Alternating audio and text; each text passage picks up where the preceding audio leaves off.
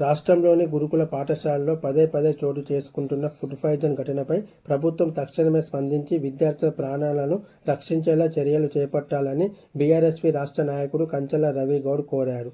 ఈ మేరకు భారత రాజ్యాంగ నిర్మాత డాక్టర్ బిఆర్ అంబేద్కర్కు వినతి పత్రాన్ని సమర్పించారు.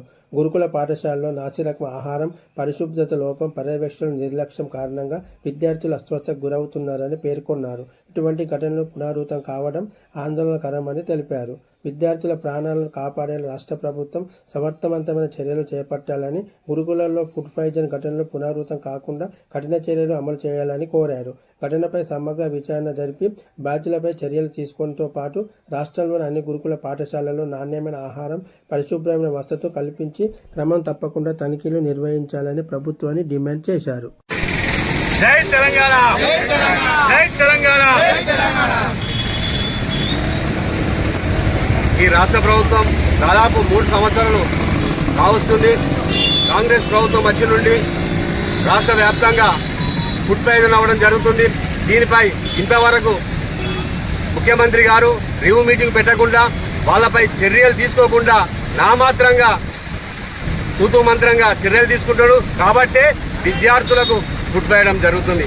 దాదాపు కొంతమంది విద్యార్థులు చనిపోవడంతో జరిగింది. నిజంగా ఈ రాష్ట్ర ప్రభుత్వానికి విద్యార్థుల మీద ఏమైనా ప్రేమ ఉంటే ఎక్కడెక్కడ రోజొక సంఘటన జరుగుతుంది. కానీ ఈ రాష్ట్ర ప్రభుత్వం ఇంతవరకు చర్యలు తీసుకోకపోవడం చాలా దురదృష్టం.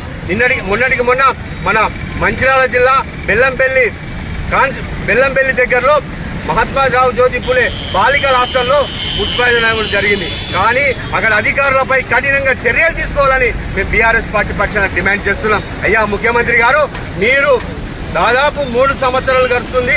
విద్యార్థుల ప్రాణాలతో చెలగాటమాడడం చాలా దురదృష్టమని ఈ సందర్భంగా తెలియడం జరుగుతుంది. ముఖ్యమంత్రి గారు, మీరు వెంటనే రాష్ట్రంలో ఫుడ్ పాయిజన్ అవుతున్న హాస్టళ్లపై రివ్యూ మీటింగ్ పెట్టి అధికారులపై చర్యలు తీసుకోవాలని మేము డిమాండ్ చేస్తున్నాం. అవసరమైతే అధికారులను శాశ్వతంగా డిస్మిస్ చేయాలని మేము డిమాండ్ చేస్తున్నాం. ఎందుకంటే విద్యార్థులు హాస్టల్లో చదివే విద్యార్థులంట పేద విద్యార్థులే.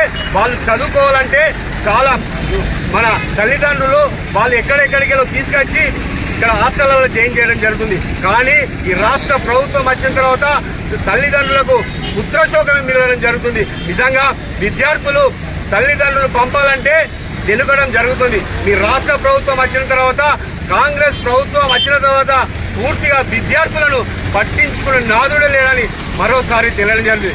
అందులో భాగంగానే ఈరోజు అంబేద్కర్ గారికి మీకు కలలోకి వచ్చి ఇతుబోధన చేసి గురుకులలో ఫుడ్ పాయిజన్ కాకుండా చూడాలని మేము అంబేద్కర్ గారికి ఈరోజు వినతి పత్రం ఇవ్వడం జరిగింది. ఇప్పటికైనా ముఖ్యమంత్రి గారు, మీరు వెంటనే ఎక్కడెక్కడ ఫుడ్ పాయిజన్ అవుతుందో వాటిపై చర్యలు తీసుకోవాలని మేము బీఆర్ఎస్ పార్టీ విద్యార్థి భవన్ నుంచి డిమాండ్ చేస్తున్నాం.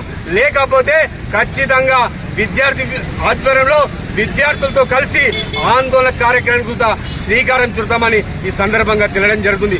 BRS party working president KTR గారి నాయకత్వంలో విద్యార్థులకు ఎక్కడ అన్యాయం జరిగినా అండగా నిలబడతామని మరోసారి తెలియడం జరుగుతుంది. ఖచ్చితంగా ఫుడ్ పాయిజన్ అయిన అధికారులపై చర్యలు తీసుకోవాలి. లేకపోతే మేము ఆందోళన కార్యక్రమం శ్రీకారం చుడతామని ఈ సందర్భంగా తెలియడం జరుగుతుంది. జై